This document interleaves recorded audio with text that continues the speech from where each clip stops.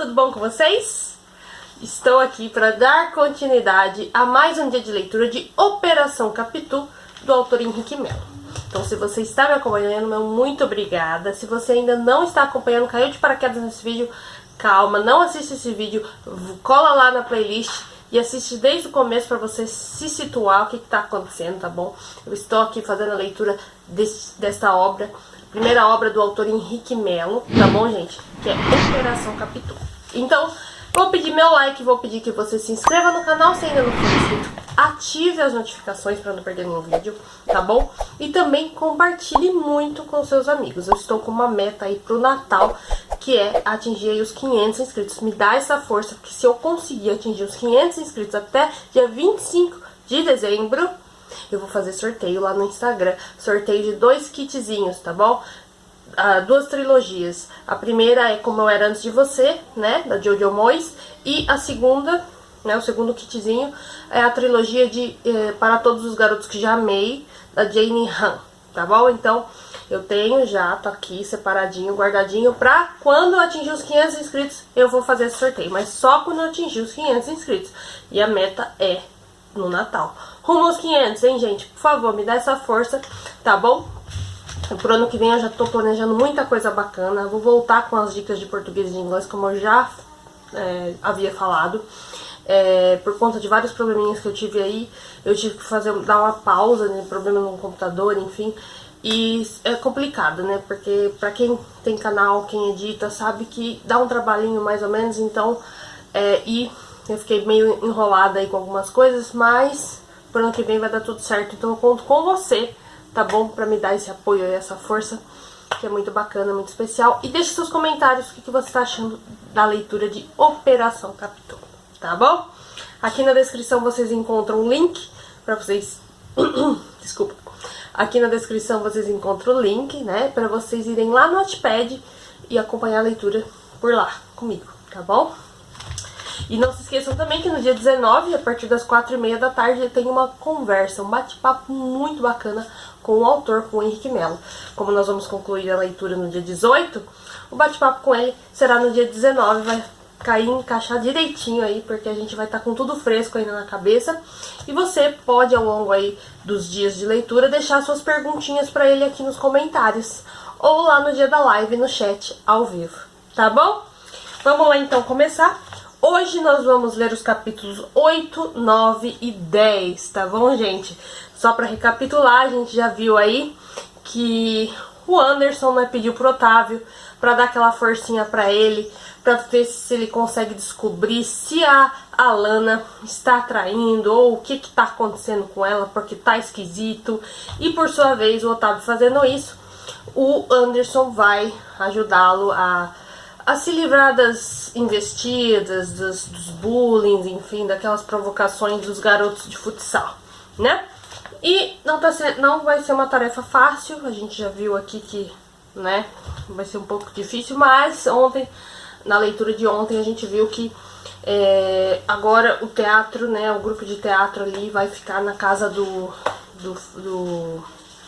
menino lá, do irmão da Lana, né? E aí, né, Fred, né? Isso, da Fred. E aí, pra ele facilitou um pouco. Mas a gente viu que no final também aconteceu alguma coisa com a Lana. Porque bem na hora, quando parece que ia rolar alguma coisa ali, a Sofia chamou, né, o Fred, falando que alguma coisa tinha acontecido com a Lana. Então hoje a gente vai dar seguimento aqui à leitura, tá bom? Capítulo 8 se chama Pagu. E a citação dessa vez é da Lígia Fagundes Telles, As Horas Nuas, tá bom? E a citação é a seguinte: eu me aproximo das pessoas como um ladrão que se aproxima de um cofre, os dedos limados, aguçados para descobrir tateante os segredos, tá? Vamos dar início então à leitura do capítulo 8. Discípula de Freud, como era, minha tia sempre dizia que seres humanos são como os icebergs. O que fica à mostra é só a ponta, mas sempre tem muito mais coisa submersa. E segundo ela, é preciso mergulhar para conhecer uma pessoa, não por completo, porém mais a fundo. E foi o que eu fiz com a Lana. Desde a conversa com Anderson no bosque, em que ele me dissera: a Lana não é igual todo mundo pensa, manja. Vai com cuidado, não se deixe levar pela aparência para não dar bola fora. Ela é meio arisca, então qualquer mancada pode dar ruim. Eu tinha ficado em estado de alerta, pesquisei tudo sobre a Alana, inclusive eu vi sua playlist no Spotify de cabo a rabo. Nada mais revelador do que o gosto musical de alguém, concordam? Strong Enough, da Cher. Eu sou forte o bastante para viver sem você. Forte o bastante, parei de chorar. Há bastante tempo. Agora sou forte o bastante para saber que você precisa ir embora.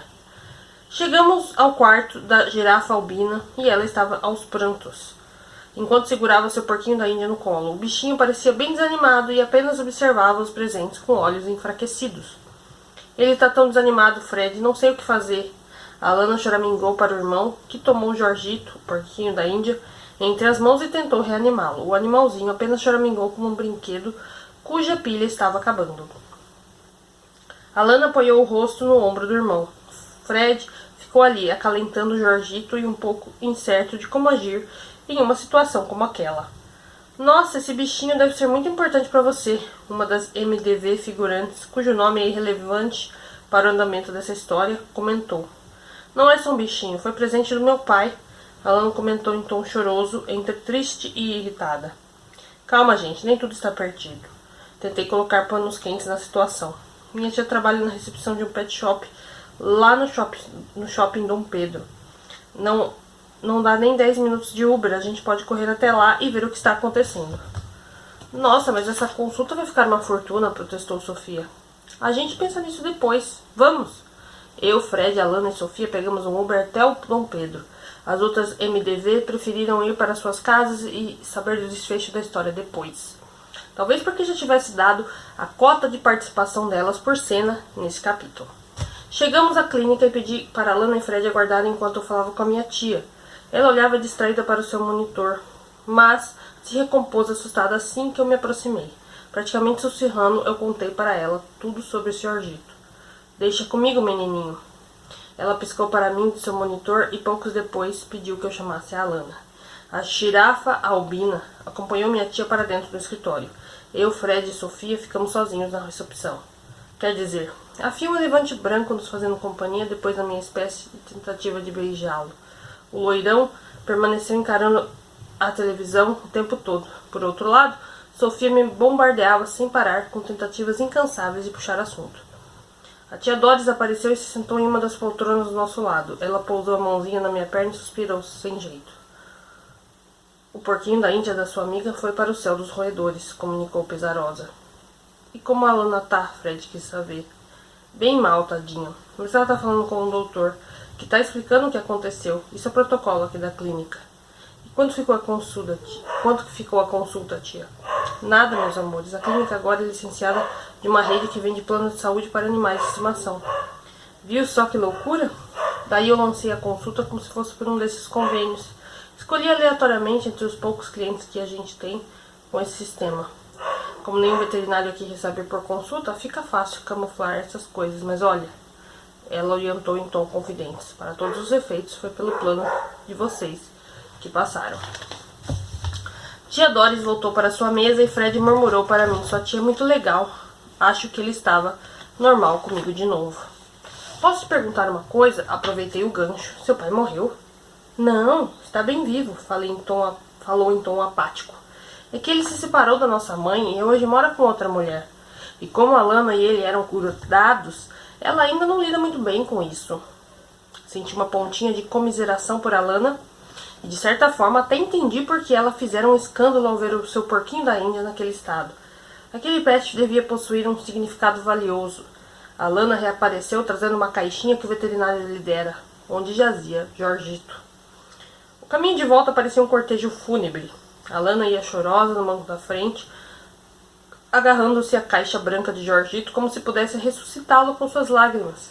O carro estava contornando o parque da Lagoa do Taquaral quando algo me ocorreu. Pedi ao motorista para estacionar e convenci os irmãos, meus colegas passageiros, a descerem comigo. Para quem não mora em Campinas, a Lagoa do Taquaral, ou Parque Portugal, é tipo um Ibirapuera campineiro, estabelecendo um paralelo com a maior cidade do país, né? Lá você encontra mata preservada, bondinhos que dão a volta em todo o entorno da lagoa e que em tempos áureos serviam no meio de transporte da cidade. Uma réplica de 11 metros de altura da caravela Anunciação de Pedro Álvares Cabral e até algumas capivaras e gatos de rua que tinham o parque como habitat natural.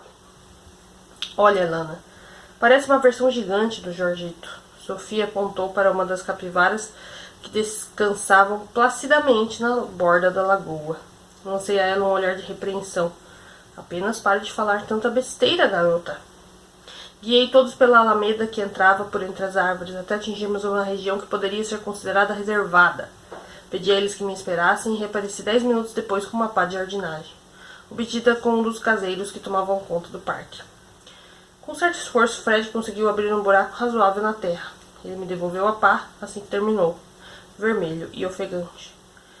É tipo um santuário particular? A Lana perguntou, agarrada à caixa. Eu gosto da ideia, eu acho tocante e até original. Ela se adiantou e abriu o caixãozinho improvisado, lançando um olhar de despedida para o seu bichinho. Tornou a fechá-la e a beijou ternamente, até colocá-la finalmente dentro do buraco. Fred fechou a pequena cova com terra e cobriu de folhas, ajoelhando-se próximo ao túmulo. A Lana retirou do bolso um brinquedo de Jorgito, uma cenoura de plástico, e a fincou na terra com força. A lágrima derradeira escorreu pelo rosto alvo. A gente podia dizer algumas últimas palavras para o Jorgito, né? Sofia sugeriu. E quais seriam as últimas palavras para um bicho desses, criatura? O Otávio é bom de improviso. Fred me segurou pelos ombros, tentando me encorajar. Aquele dia, na Semana de Arte Moderna, ele mandou muito bem. É verdade, Sofia concordou. Sempre sobra pro meu lado. Incrível! Me abaixei ao lado e a Lana pegou sua mão e busquei a tradução mais poética para sua dor que encontrei. Eu não te conheço direito. Nunca tive um animalzinho de estimação para dizer o que eu sei o que você está sentindo. Mas de uma coisa eu sei. As lembranças mais valiosas sempre ficam vivas aqui, dentro da gente. A Lana engoliu um soluço e me abraçou, agradecida. Retribuiu o abraço, acariciando as suas costas como forma de confortá-la. Eu sabia o quanto aquele gesto tinha sido importante para conquistar a confiança dela. Pelo menos um potinho com a misteriosa girafa albina eu havia ganhado, né? Um pontinho. Typical girls, the slits. Garotas típicas estão procurando por algo. Garotas típicas caem em encantos. Garotas típicas compram revistas. Garotas típicas se acham quentes como o inferno. Garotas típicas se incomodam com marcas, gorduras e cheiros naturais. O engraçado das meninas do vôlei é que elas eram muito mais Milena Sampaio, a antiga líder, do que a Lana Maciel, a atual. Naqueles poucos dias de aproximação, foi possível notar que a liderança de Alana era muito mais imposta do que natural. Não é que as MDV não a seguissem e respeitassem, pelo contrário. Elas só faziam por temê-la e até mesmo admirá-la. Mas não rolava identificação ali, de jeito nenhum. Como, por exemplo, quando Sofia me convidou para acompanhar as meninas do vôlei em uma noite de compras no shopping. Como aquele velho clichê adolescente em que as patricinhas populares do colégio vão às compras para mudar o estilo da garota desajeitada e impopular. E no caso, essa garota era eu. Tavinho, acho que você precisa dar uns tchan nesse visu, hein? Sofia falou, se apoiando em meu ombro enquanto a gente se olhava no espelho de uma pilastra de sustentação da loja. E nesse momento eu pude verificar com pesar que eu e ela tínhamos a mesma altura. Chance pra mim é a banda de axé dos anos 90, minha filha, e eu acho que você deve cuidar da sua vida. Eu gosto assim, fui em defesa do meu jeito nada descolado de se vestir. Ah, mas você não acha que falta de personalidade nas suas roupas? A MDV com voz de Aracida Top Term brotou do meu lado. Um pouco mais de brilho, glamour. Você está louca, querida? Eu concordo, mais uma MDV enxerida dando palpite. Talvez se você usasse umas roupas mais coloridas, sabe? Assim, fica muito frio, com cara de parede de hospital. Imagina dois Empire States, um em cima do outro. Ainda assim, não dão o tamanho do meu foda-se para a sua opinião. Gente, eu acho que o Otávio tem que se vestir da maneira que ele se sentir melhor. A Lana foi a última a aparecer no reflexo do espelho, dando uma piscadela para mim. Lindíssima, falou tudo. Mas antes que eu pudesse resistir, e a despeito da opinião da sua abelha rainha, as meninas do vôlei me arrastaram para uma típica passagem de transformação de filmes adolescentes. Sofia foi passando pelos corredores e pegando várias araras de roupa. As outras MDV seguiam atrás pensando acessórios, bonés, cintos. No rádio da loja tocava um grande sucesso setentista, Typical Girls da banda The Slits. Garotas típicas tentem ser. As meninas do vôlei me empurraram para dentro do provador da loja. Como num passe de mágica, eu já saí vestido com calças skinny bege, que de tão coladas ao corpo faziam como que eu sentisse embalado a vácuo. Camisa branca com várias pimentinhas estampadas e também incrivelmente justa. E uma boina xadrez. Eu estava parecendo Ryan Evans de High School Musical. Não tinha nada a ver comigo, mas eu devo admitir, eu adorei. Fiz um pequeno desfile em frente ao provador e dei uma volta no meu próprio eixo, sendo aplaudido por todas. Garotas típicas, muito bem.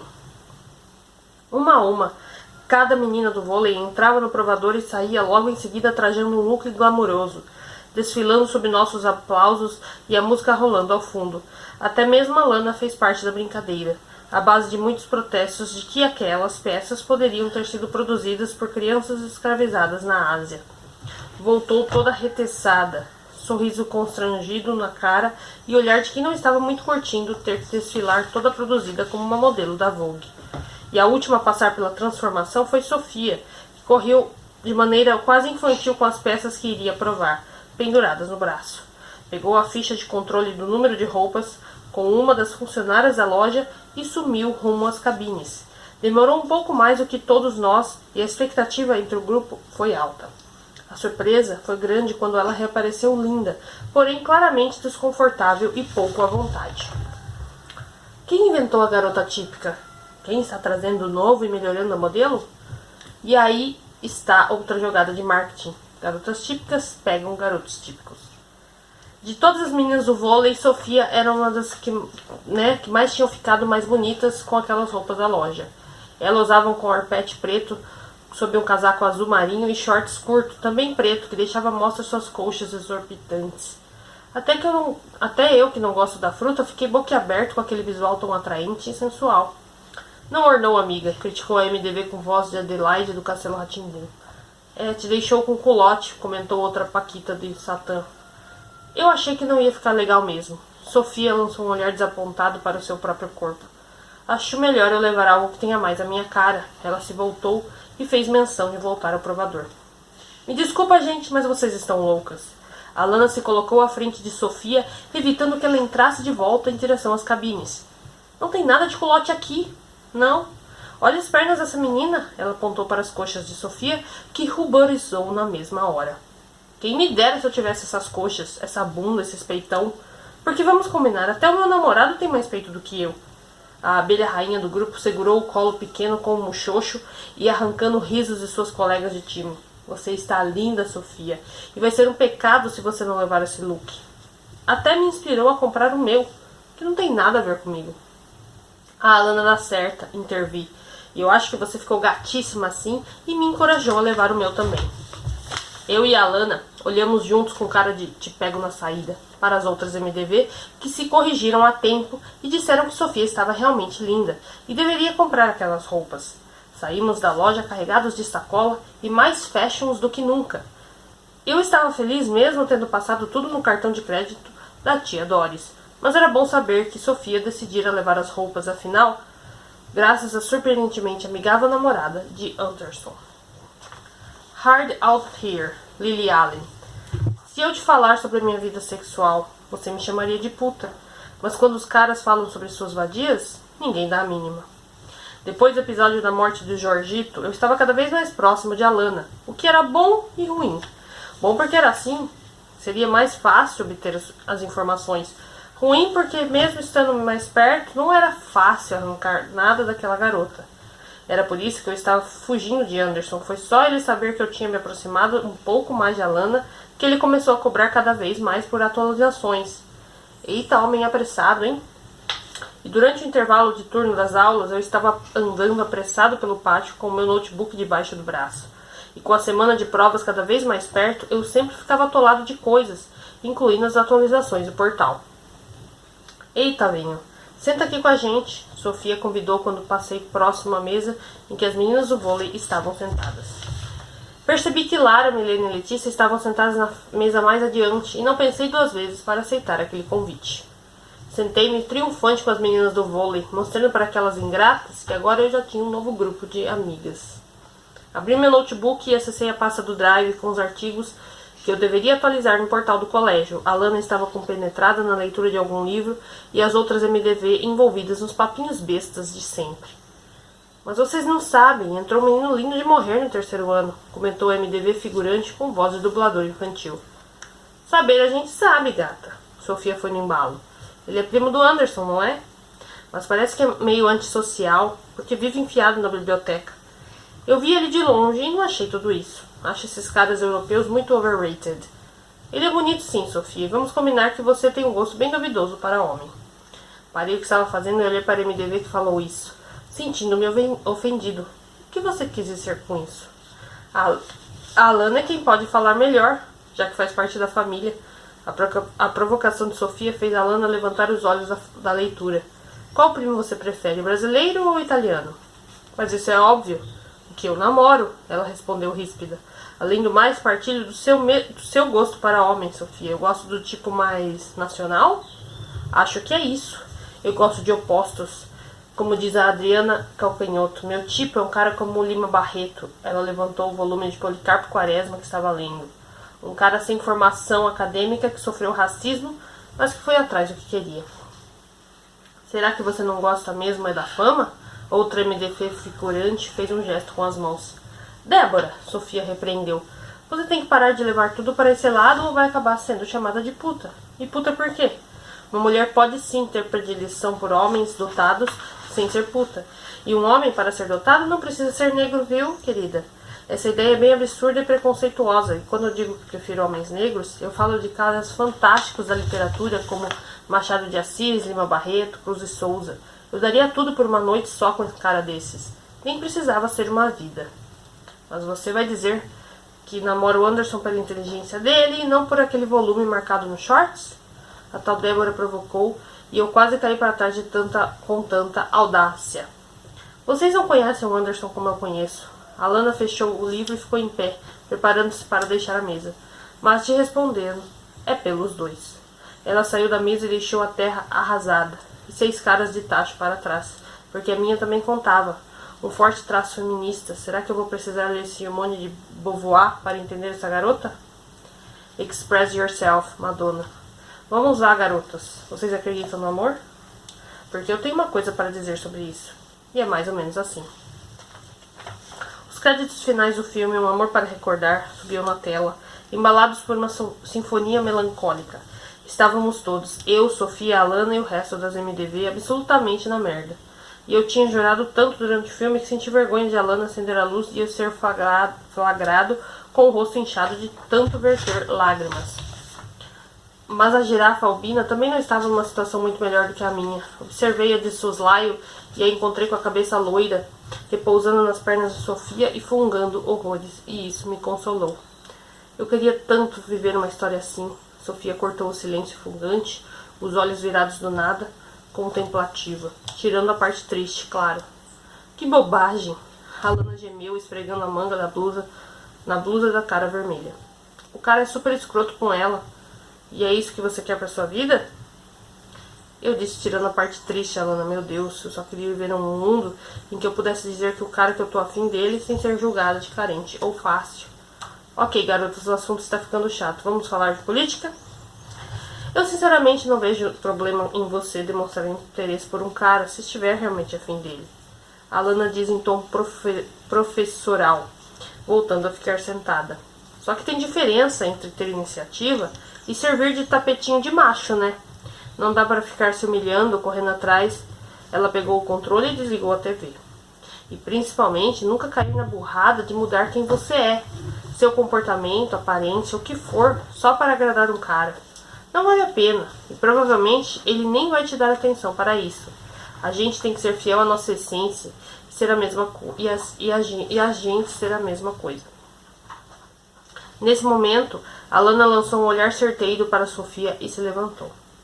Sofia enrubesceu sem graça e as outras meninas do vôlei trocaram olhares perniciosos entre si. Mas embora não fosse a sua intenção, as palavras de Alana também provocaram um certo desconforto em mim. Pagu, Rita Lee e Zélia Duncan. Porque nem toda feiticeira corcunda, nem toda brasileira é bunda.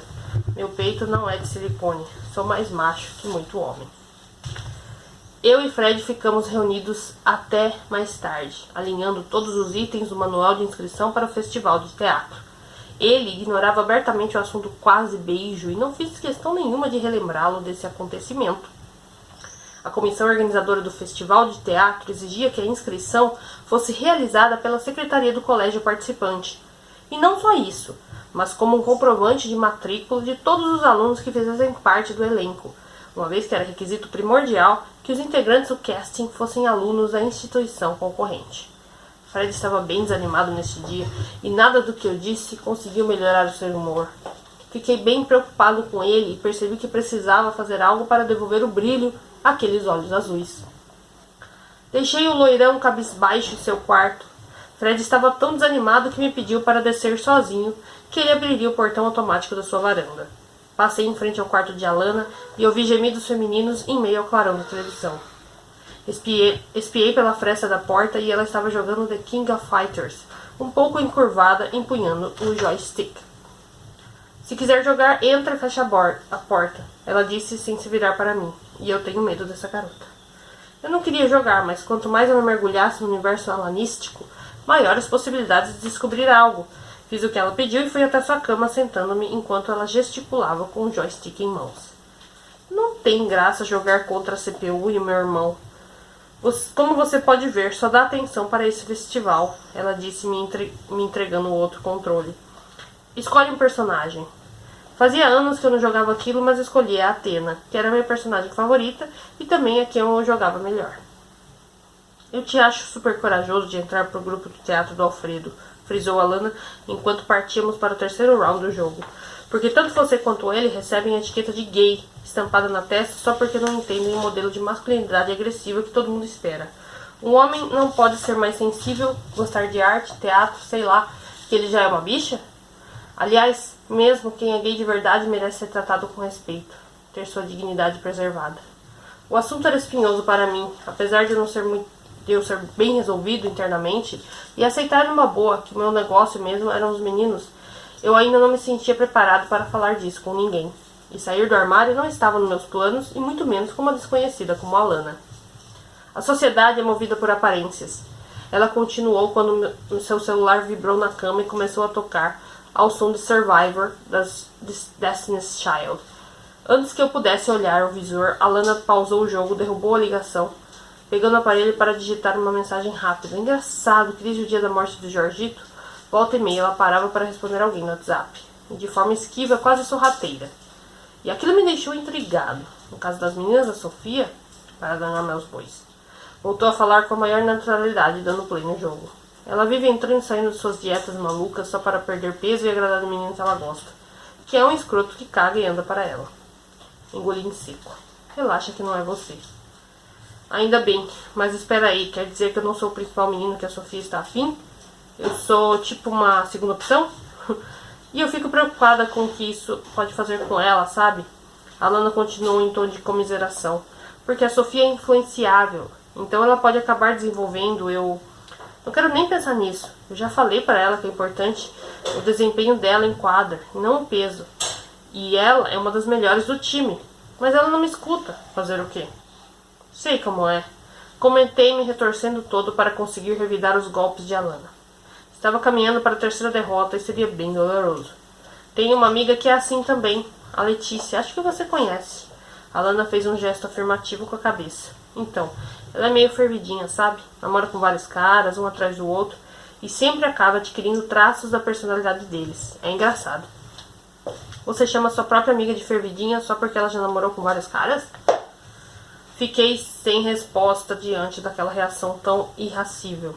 E na hora, a voz de Anderson me veio na cabeça, dizendo para tomar cuidado com a sua namorada, porque qualquer bola fora poderia prejudicar o sucesso do nosso trato.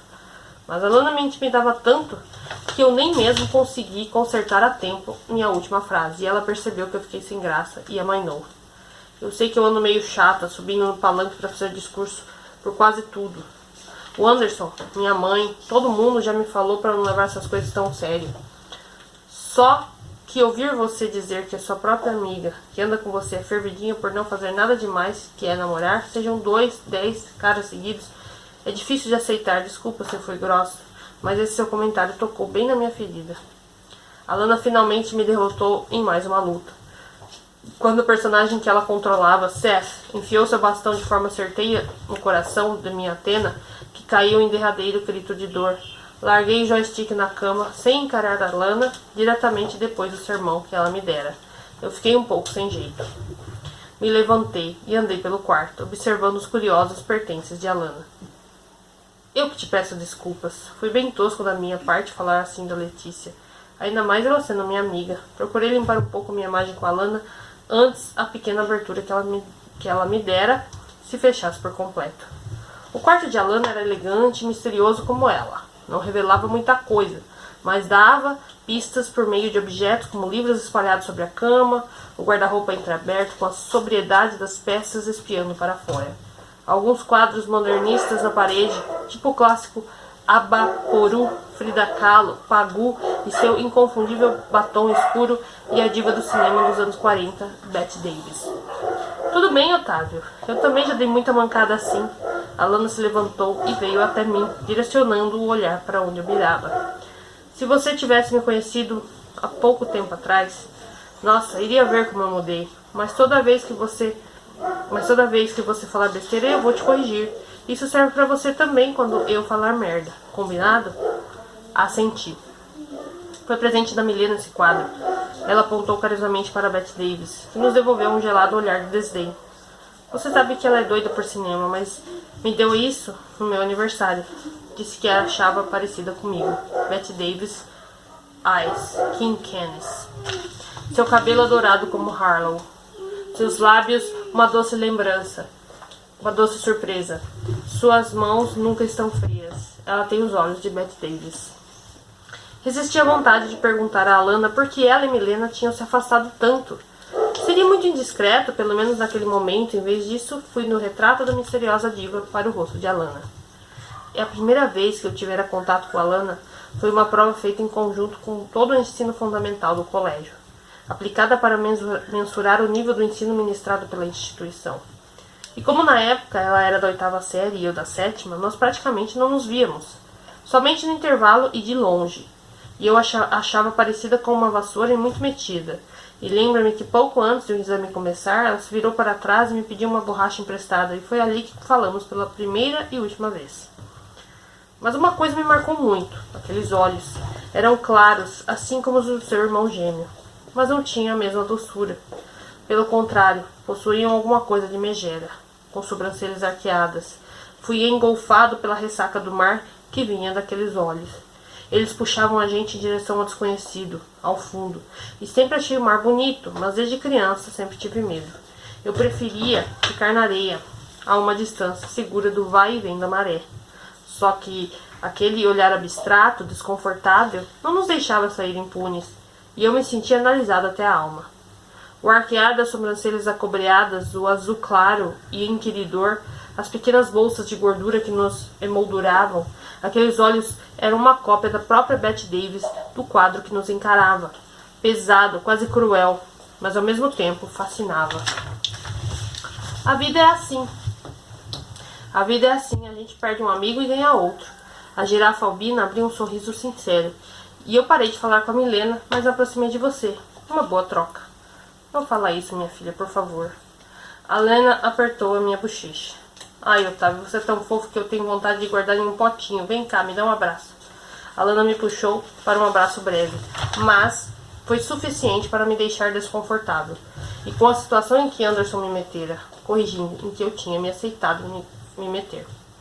Com o queixo apoiado no ombro ossudo da girafa albina, fui encarado por Bette Davis, que parecia saber a real origem das minhas intenções com a Lana. Um intruso sentimento de culpa me atingiu e fechei os olhos, desvencilhando-me da namorada de Anderson. E aquilo me lembrava muito um filme clássico de Hollywood, que Milena praticamente me obrigara a assistir algumas vezes. Eu até tentei gostar, mas preto e branco comigo não rolava. O filme se chamava A Malvada.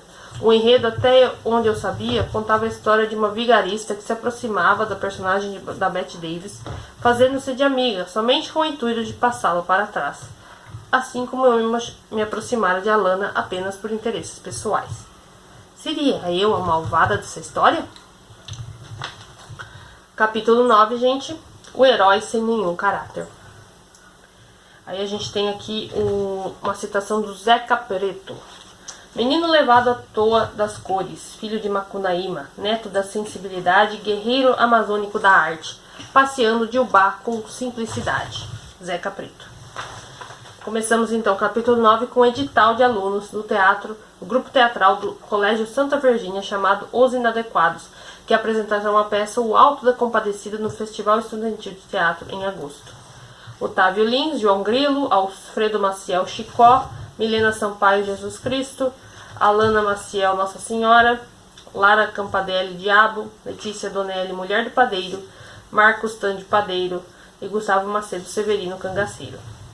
Quando saiu o edital com os alunos inscritos no festival de teatro, que aconteceria no comecinho de junho, com o nome de todos os estudantes que fariam parte da encenação de O Alto da Compadecida, eu pude ouvir Nicolas falar de longe.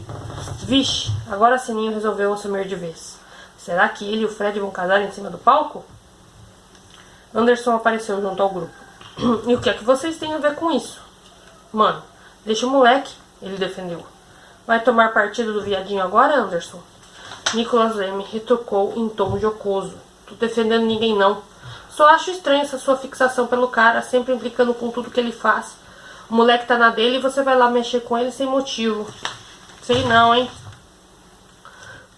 Um burburinho de zoação subiu entre os meninos do futsal, como eu nunca tinha visto antes, e Nicolas ficou sem graça diante de seus súditos.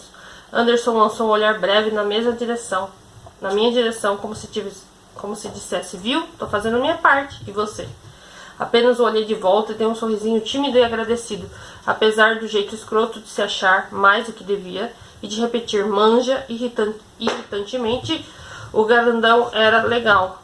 Por isso mesmo eu estava planejando algo que, se desse certo, poderia acabar com as suas dúvidas, de uma vez por todas, e me livrar do nosso acordo. Mesmo porque a proximidade com Alana me fizera enxergar nela uma pessoa completamente diferente do que eu esperava. E o pior de tudo, uma potencial amiga.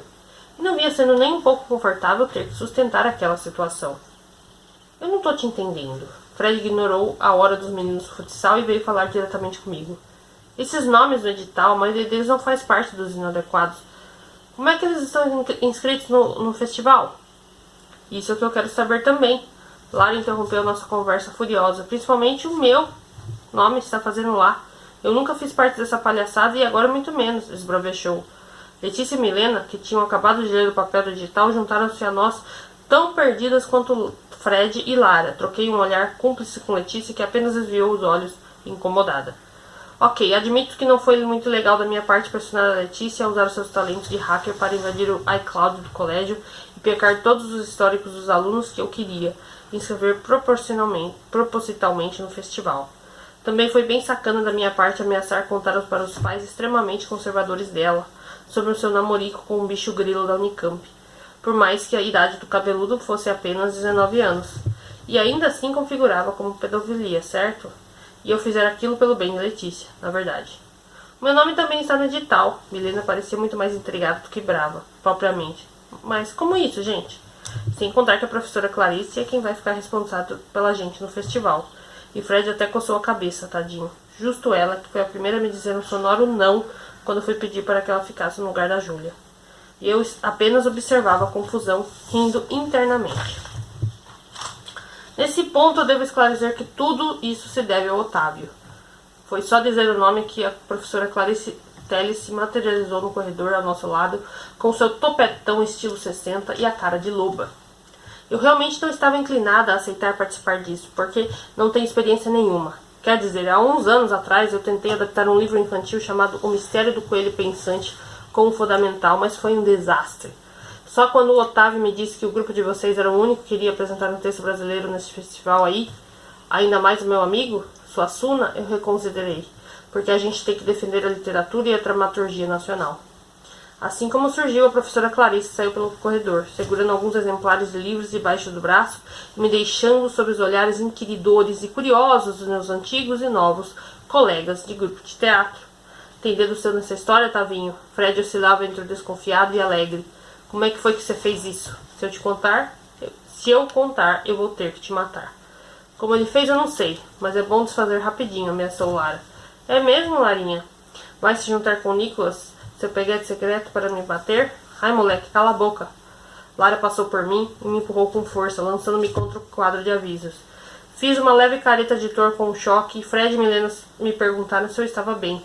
Antes que eu pudesse responder, irmã Elizabeth para os íntimos, apareceu colocando a ordem no corredor, com seu forte sotaque nordestino. Fomos correndo para a sala, porque nenhum de nós tinha coragem de peitar a porreta irmã e inspetora. Ainda naquela manhã, durante uma aula, revisão de conteúdo de química antes das provas, a voz dominical de Bruno convocou a mim e Letícia para ir até a secretaria urgente. E lascou-se, professor. Lascou-se. Professor Álvaro apenas fez um gesto breve com a cabeça, autorizando a minha saída, mas se eu pudesse, teria me matado só com o olhar. O que você achou, Otávio? Que o Bruno não ia descobrir sua mutretagem? Burro, burro, burro. Burro era um rapaz de 18 anos, recém-completados, ex-aluno bolsista no Colégio Santa Virgínia. E apesar da grande incumbência de ser secretário em um colégio como aquele, sua pele negra, sorriso fácil e gigantescos olhos castanhos conservavam o ar de menino sonhador. E de fato ele era. Seu maior desejo era ser padre. O interesse pela vida religiosa o fez aceitar o trabalho no colégio. O pouco que ganhava ia para o seminário. Bruno me recebeu cautelosamente na secretaria. Ele olhou para os dois lados do corredor, verificando se não vinha ninguém, e então fechou a porta com um baque discreto. Você pode me explicar o que é isso, Sr. Otávio? Ele me mostrou uma cópia do edital de inscritos no festival. Eu recebi isso aqui no e-mail hoje cedo e fiquei sem entender. Se pelo que eu me lembro, eu não fiz inscrição nenhuma para o grupo de teatro de vocês. Suspirei, mantendo uma expressão blasé. E naquele momento, a última coisa que eu poderia perder era o controle. Por que você fez isso, Otávio? Era só ter me pedido. Bruno foi incisivo. Desculpa, Bruno, você me deu um voto de confiança e eu estraguei tudo. Respondi com voz chorosa, sentando-me em uma cadeira de espaldar ali por perto. Eu só queria ajudar um amigo que tem depressão e poderia até fazer mesmo uma... eu não consigo nem falar. Uma falsa torrente de soluços fez com que eu escondesse o rosto entre as mãos. E achei que um balançar de ombros também ajudaria na encenação.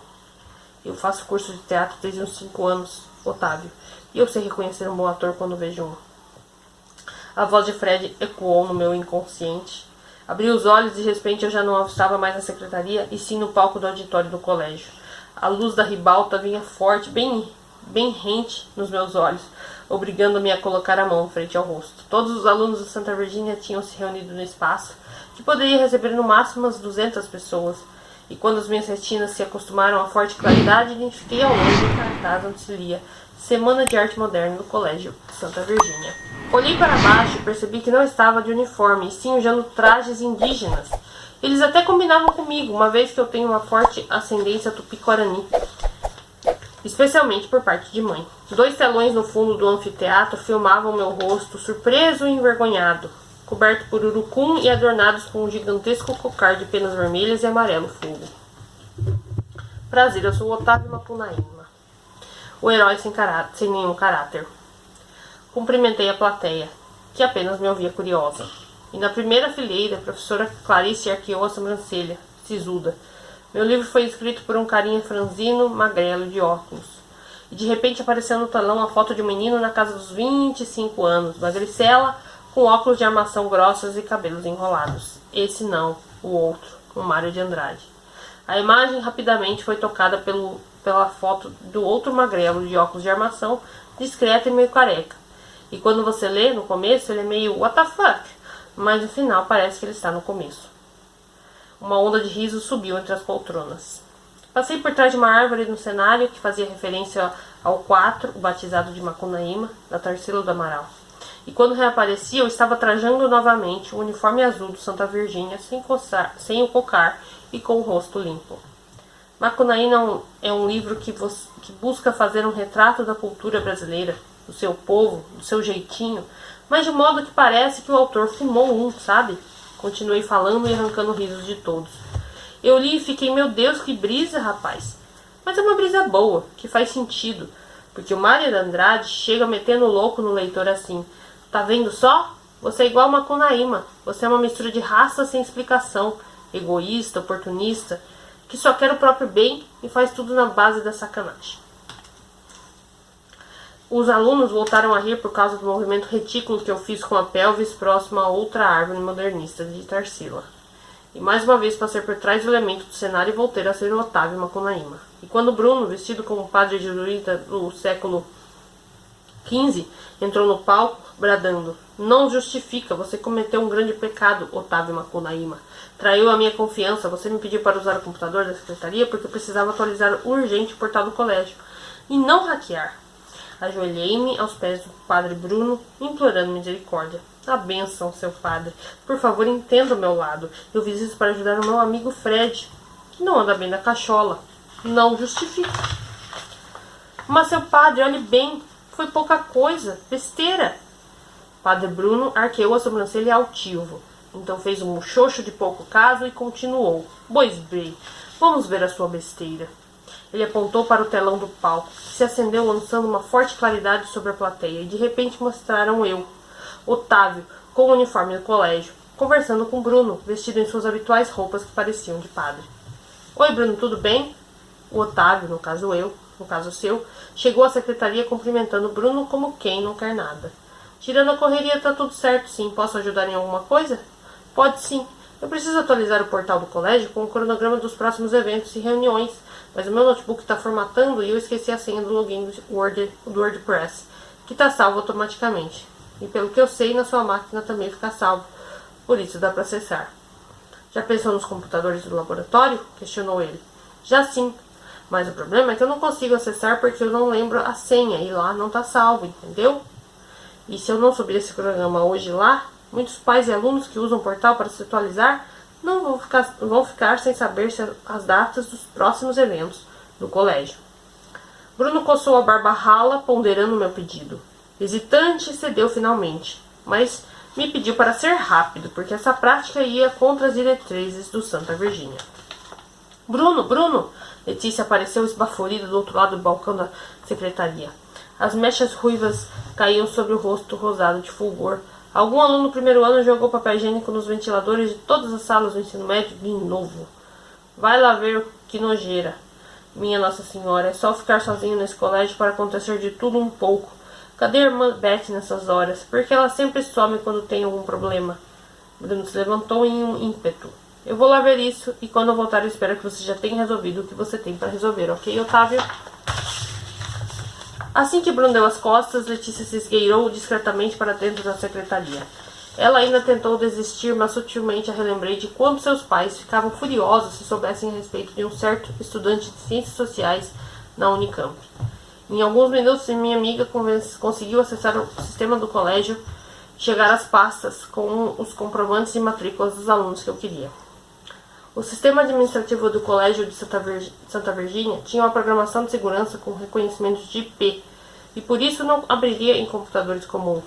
Foi preciso que eu inventasse toda aquela movimentação para conseguir colocar as mãos no computador de Bruno. Fizemos download dos documentos da máquina. Antes de enviar, lembrei que precisávamos colocar a professora Clarice de Português e Literatura, e buscamos rapidamente entre os documentos salvos na nuvem, até que localizamos o comprovante de que ela pertencia ao corpo docente do Santa Virgínia. Pronto. Não voltava mais nada. Fui até a porta espiar, enquanto Letícia hackeava o e-mail de Bruno para enviar os documentos à comissão organizadora do festival. Ela deu um gritinho vitorioso quando finalmente conseguiu. Anexou todos os documentos juntamente a uma lista com os inscritos e os respectivos personagens. A ruiva quis protestar quando a coloquei para ser a mulher do padeiro, mas fui incisivo ao dizer que ela não estava em posição de fazer questionamentos. Assim que terminamos, a Letícia saiu vazada para não ser pega no flagra, e Bruno reapareceu em questão de minutos depois disso. Perguntou se deu certo, enquanto que afirmei com e deixei a secretaria. Basta! Bruno interrompeu a projeção. A manga larga das festas litúrgicas escorregando por seu braço com um gesto. Já foi suficiente para perceber que tu, Otávio Macunaíma, não passa de um infame mentiroso. Não vejo outra solução senão a fogueira. Comecei a ficar desesperado diante da iminência da sentença que o padre Bruno havia me dado. A plateia acompanhava tudo, à espreita do que viria em seguida. E em um gesto desesperado, corri até a fileira da frente do auditório e puxei Fred na direção do palco. Seu padre, o senhor precisa entender, levar em consideração que eu fiz o que eu fiz para ajudar o meu amigo Fred. O coitado é sensível, sofre com a superação dos pais e ainda esconde esse segredo terrível, olhe bem. Puxei a jaqueta jeans de Fred e o deixei somente com a camiseta do uniforme. Seus braços alvos eram cobertos por marcas de cortes de gilete. Vários arranhões rosados, alguns recentes e outros de coloração mais escura, coagulados. E constrangido, ele tentou escondê-las com as mãos e saiu do palco, chorando. Oh! Um grande ó de surpresa pode ser ouvido entre a plateia.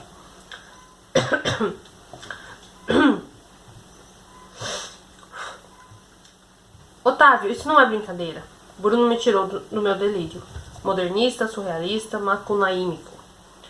Trazendo-me novamente à sala da secretaria. Automutilação é um assunto sério que a gente inclusive tem um projeto de tratar isso aqui com os alunos daqui. Se você estiver mentindo, não estou, chama o Fred para conversar. Pede para ele tirar a jaqueta na sua frente. Blefei totalmente, porque eu não tinha a menor certeza de que o Fred se cortava mesmo, embora suspeitasse. Bruno refletiu por alguns segundos e disse por fim: vou fazer melhor. Vou convocar uma reunião com os pais desse menino, porque se isso que você me disse tiver fundamento, é algo muito sério. Agora, quanto a você, vai levar uma suspensão de um dia. Depois você me traz o papel assinado por um responsável. Bruno, levantei-me da cadeira de espaldar e fui até a mesa dele, que solenemente preparava o papel de suspensão sem me dar atenção. Você não pode fazer isso, cara. Você deixou usar o computador da secretaria. Isso é proibido.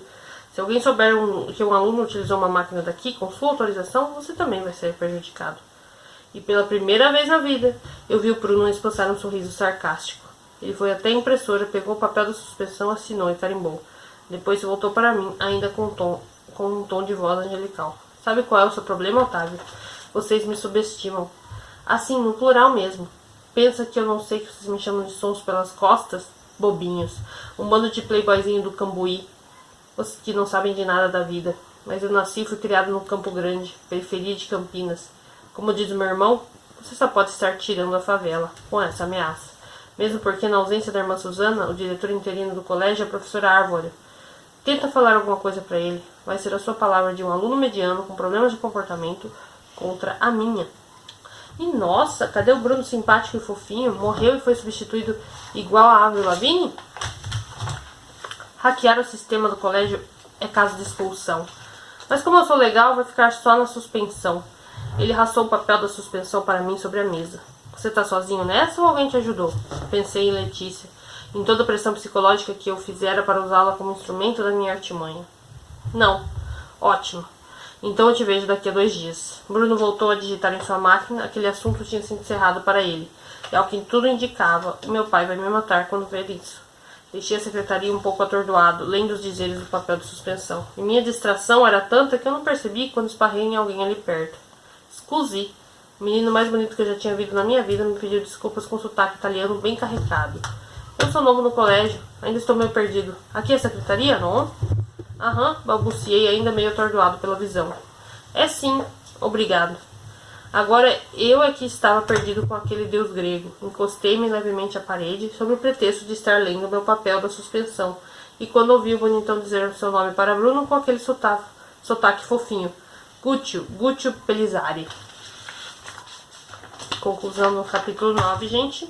Então, o Otávio conheceu o primo do Anderson, né? Que veio da Itália. E agora a gente vai dar início ao capítulo 10. Capítulo 10. Manja, narrado por Anderson Pelizari. E aqui a citação é do Lima Barreto, do livro O Cemitério dos Vivos. Havia-me preparado para todas as eventualidades da vida. Imaginei-me amarrado para ser fuzilado, esforçando-me para não tremer e nem chorar.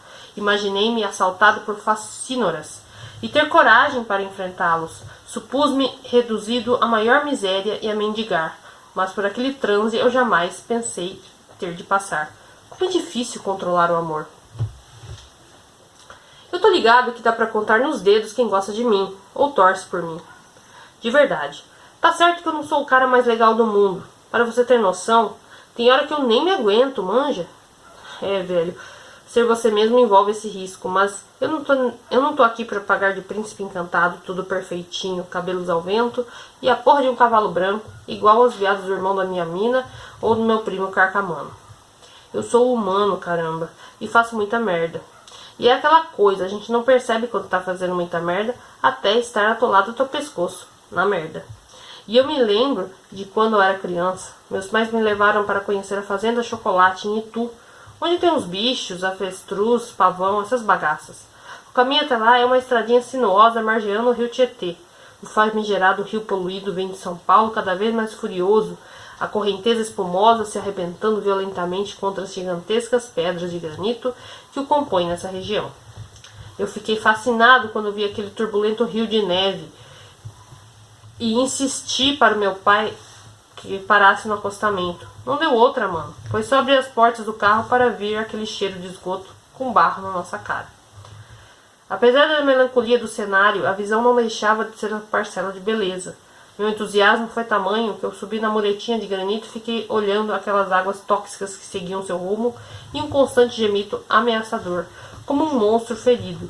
E de repente subi nas pequenas quedinhas d'água que se improvisavam entre as rochas, uma horda prateada de peixes. Vê, bambino, a Piracema. Meu pai apontava, tão surpreso quanto eu. Não tinha como não se emocionar com a visão da vida em meio à morte. Os pontinhos pratas saltavam da espuma e voltavam a mergulhar na putrefação. Eu me sentia como aqueles peixes que estavam fazendo a Piracema no Tietê, na merda, mas sobrevivendo. E essa diarreia da minha vida começou pelo fato de eu ser um tremendo escravoceta da Alana. Se eu não tivesse aceitado levar o Otávio até em casa no dia daquela maldita festa, nada disso estaria acontecendo. Porque eu já tinha deixado certas questões na Itália. Quando decidi voltar, não fazia questão nenhuma de relembrá-las até então. Vai, Anderson, vira só uma, deixa de ser viado. Nicholas provocou com um copo de uísque na minha cara. E aquela noite o cara estava só uma carne de pescoço, insistindo toda hora para eu entornar. Eu tô de boa, mas é chato mesmo. Nicholas virou o copo que ele me oferecera. O cara já estava mamado e os outros moleques iam pelo mesmo caminho. Ele falou que não quer, Nicholas. Alana volveu irritada ao que Nicholas respondeu, deixando escapar vários perdigotos de saliva e uísque na cara dela. E você fala por ele agora, princesa? Ela só revirou os olhos com uma expressão de nojo. Eu vou atrás da Sofia. E ela murmurou para mim, quase no meu ouvido, parecendo preocupada. Mas de novo? Você acabou de ir e não achou? Deixa a menina. Ela falou que ia no banheiro, mas ela não estava lá. Não confio de deixar a Sofia sozinha. Por quê? Você é mãe dela? Não, amor, mas sou amiga. E eu já te falei por que eu quero ficar de olho nela. Lá vinha a Lana de novo com aquele papo doido. E eu te falei que se você não sabe de nada, não pode ficar na bota da mina. E se não for isso que você tá achando? Questionei já impaciente. A Lana, esses últimos dias, estava me dando nos nervos. Primeiro a greve de sexo. Cara, é muito foda se sentir rejeitada dessa forma. Depois aquele comportamento arisco, como se estivesse escondendo algo de mim. E agora essa história sem pé nem cabeça da Sofia. Minha intuição feminina não me engana. A Lana me deu um leve selinho e se levantou. Apenas observei, contrariado. Aquela fantasia estranha, cheia de ferros e o caramba, era outra coisa que me irritava. Por que ela não tinha se fantasiado de líder de torcida igual as outras meninas do vôlei? Tinha que sempre ser a diferente? Fiquei ali de butuca na conversa dos moleques. O assunto, claro, era falar das minas do colégio, dos churras com pelada que a gente estava planejando na chácara e, como era de se esperar, do fato de Fred estar pegando uma mina top model igual a Milena. Ali todo mundo estava achando que era fachada. E eu tinha as minhas dúvidas, mas sinceramente não botava fé. Fred tinha cara a cara uma de quem transava com a bunda. A Lana estava demorando pra caramba e eu fiquei mais puto ainda. Até dei um coice em Nicholas, que não parava com aquela porcaria de insistir pra eu beber. Eu não bebo, filho da mãe. Olhei as horas no celular, já fazia um tempinho desde que ela tinha ido atrás de Sofia. Essa era outra que só lascava com a minha vida. E nem era no bom sentido, porque me lascar era uma coisa que eu não estava fazendo ultimamente. No caso, né, De repente, uma gritaria vinda da casa em direção à varanda. Sai da frente, sai da frente. Fiquei assustado quando Alana, agora, livre dos ferros da sua fantasia, trazia alguém desmaiado em seus braços. Bem no estilo Wonder Woman. Eu fiz o primeiro momento, achei que fosse Sofia, e meu coração até gelou diante da perspectiva de as suspeitas da minha namorada estarem certas. Mas quando ela colocou o corpo inconsciente em uma das chases longas da varanda, verifiquei quem era. Otávio. Alana tentou reanimar Otávio com alguns tapas de leve em seu rosto, mas ela apenas balbuciava coisas desconexas e voltava a apagar. Sofia chorava assustada, rodeada por outros convidados curiosos. Nicolas e os moleques se aproximavam, rindo feito hienas da desgraça do Tampinha. E na hora me lembrei dos anos em que vivi em San Severo e do quanto aqueles filhos da mãe italianos de lá tiveram com a cara de Conrado, meu melhor amigo. Só por ele ser diferente. E quanto isso quase acabou com a vida dele. Dá licença, galera. O ângulo não tá favorecendo. Nicolas apontava seu iPhone para o corpo desacortado de Otávio, rindo cheio de escárnio junto aos outros moleques. Aquilo me deu um ódio, manja. Uma vontade de socar a cara daquele filho da mãe até ele ficar mais vermelho do que do Hellboy. Para com essa porcaria, dei um tapa no iPhone que foi parar no chão. Nicolas apanhou com um sobressalto. E Nicolas fez uma breve perícia no aparelho, que tinha sobrevivido milagrosamente à queda, e se voltou para mim.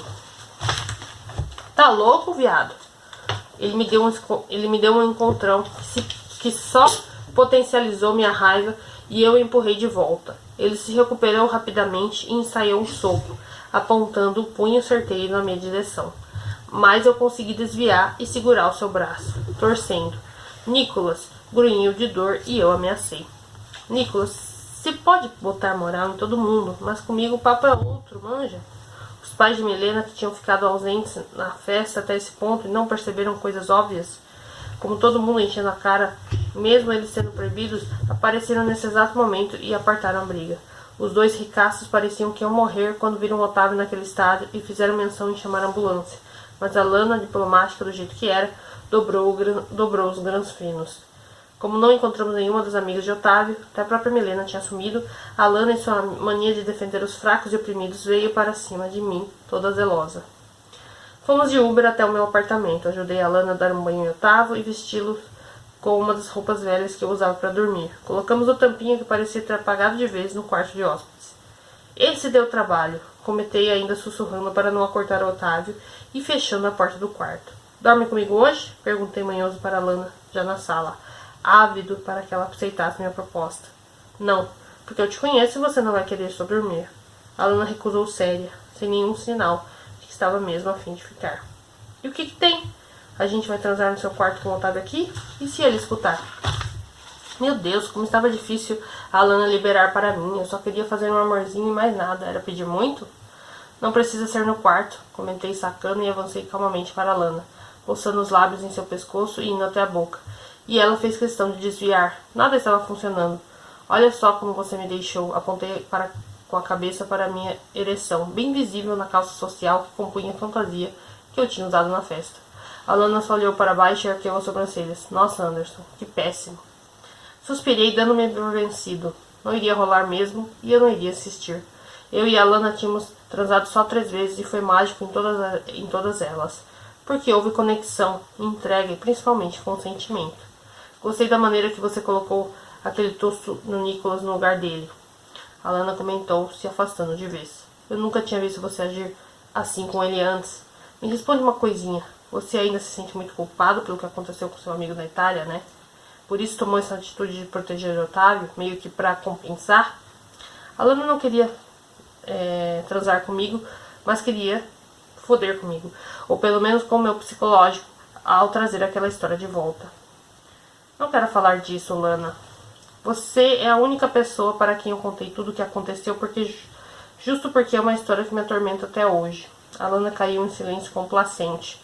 Ela veio até mim, enlaçou-se pelo pescoço, deu-me um beijinho que parecia ser de consolação e sussurrou. Pela foto que você me mostrou, esse tal Conrado é muito parecido com o Otávio. Não é engraçado? Parece que o destino está te dando uma oportunidade de fazer diferente agora. Minha doce namorada soltou essa bomba e depois se despediu, pronta para voltar à sua mansão no Taquaral e dormir um sonho de princesa. E como eu tinha ficado depois que ela foi embora? Além de frustrado, por não ter transado, Também rolei na cama o resto da noite. O sono não vinha de jeito nenhum, e a culpa não tinha sido minha pelo que acontecera com Conrado. Eu o considerava meu amigo, e ele foi me trair justo com o nojento do Gútio. Porque sim, tinha sido traição. Ele sabia o quanto meu primo era egoísta e perigoso, e eu o avisara, e mesmo assim, porque aquilo me afetou tanto. Por quê? Pensei em todas as cartas que foram enviadas e nunca tiveram respostas. Cartas, mano. Mas era o meu único e desesperado recurso para tentar me comunicar com meu melhor amigo depois do fatídico acontecimento. Ele tinha sumido das redes sociais, do mapa para ser mais preciso. E a única coisa que eu sabia era sobre o colégio interno, sobre o qual os pais deles lhe enviaram. Quando eu ainda estava em São Severo, e Gútio, magoado como estava, não me daria nenhuma informação. Olhei as horas no celular e era um pouco mais de 3 da manhã. Pois é, todos os demônios do passado apareceram para me atormentar aquela noite. O que a Lana queria dizer com a oportunidade de fazer diferente? A coisa ficou tão feia que precisei voltar para o Brasil, para minha família disfuncional e problemática. Porque, na real, eu até poderia considerar o tio Lourenço como um pai, manja. Eu não fazia isso porque a ideia de ter Gútio como irmão era péssima. Minha ansiedade tinha piorado muito desde então, desde o atentado a Conrado e Gútio. Mas o psiquiatra recomendou, só tome um ansiolítico em caso de emergência. É muito forte e pode causar sonolência. Chá de camomila. Era isso que eu precisava para acalmar os ânimos. Saltei da cama, calcei os chinelos e saí do quarto.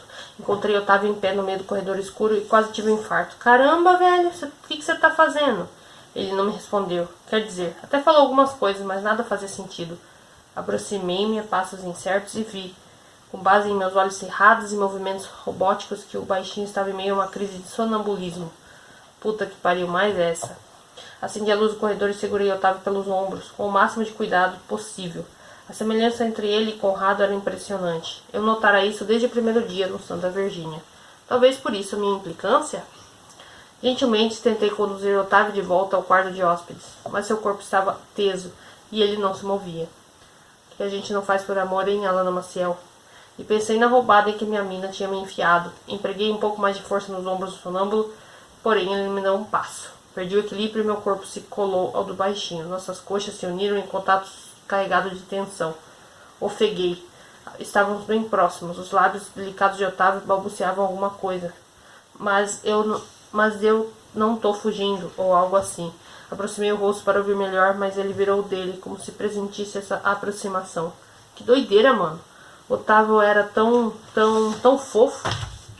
A falta de sexo estava me fazendo perder totalmente a razão. Será que eu tinha agido igual um filho da mãe ao ver Conrado e Gútio se beijando por ciúmes? Otávio voltou a olhar na direção do meu rosto. Nossas bocas quase se tocavam. Seu hálito forte de álcool me atacou, mas não foi o suficiente para cortar o desejo que me tomava por completo. Enfim, envolvi o baixinho em um beijo breve colando nossos lábios. Não coloquei língua, porque aí já seria muita filha da putagem. Apenas rocei meus lábios aos de Otávio, levemente, sentindo aquela suavidade gostosa. A sensação era insanamente boa. Meu Deus, como eu só queria que ele estivesse acordado para poder concretizar os meus desejos. Aquilo era bom. Eu estava me gostando de beijar outro cara. Aquilo era carência, provavelmente. E neste momento o corpo de Otávio reagiu com um espasmo estranho. Seu joelho veio certeiro no meu saco e fechei os olhos diante da dor lacinante do meu baixo ventre. Ele me empurrou e gemeu um não, sinistro, caindo no chão logo em seguida e se estribuchando como se estivesse em meio a uma convulsão. Olhei-o completamente assustado e novamente eu tinha feito merda. E ela tinha só começado. E aqui a gente conclui então capítulo 10, gente. Olha, a história tá ficando cada vez mais, né, apimentada e mais intrigante. O que será, né? Tem várias questões aí que agora estão com um ponto de interrogação. E eu tenho certeza que com o decorrer aqui da leitura a gente vai conseguir esclarecer esses pontos aí que a gente vai ficando, né, ao longo da narrativa. Estou gostando bastante, né? Em alguns momentos eu troco um pouco as palavras, tá bom, gente? Acho que vocês vão perceber se vocês estiverem acompanhando aí no Notepad, tá bom? Mas não muda o conteúdo, tá?